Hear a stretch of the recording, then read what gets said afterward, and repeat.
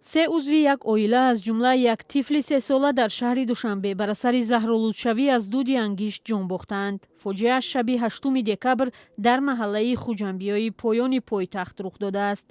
جسد زن ساکن این محله را با 2 دخترش ظهر امروز به خاک سپردند. زن 42 سال داشته، دخترانش یکی 18 و دیگری 3 ساله بودند. از آنها نام برده نشده است.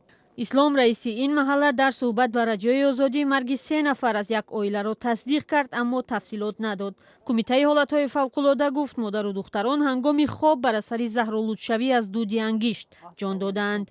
خبرنگاری رادیوی آزادی روز 9 دکبر به محل حادثه رفت. نزدیکان افراد جانباخته از صحبت خودداری کرده مانع نواربرداری شدند. اما یکی از افراد آشنا با این خانواده به رادیوی آزادی گفت پدر اویله در مهاجرت بوده، یک دختر دیگری آنها اویله‌دار و در خانه شوهر بوده است.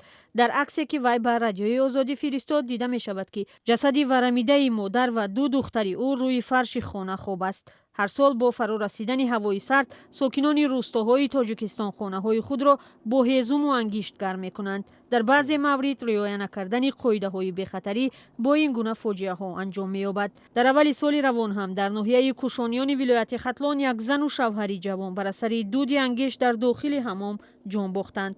در حادثه دیگر در همین ولایت سال روان پدر و پسر 5 ساله‌اش زهرآلود و هلاک شدند.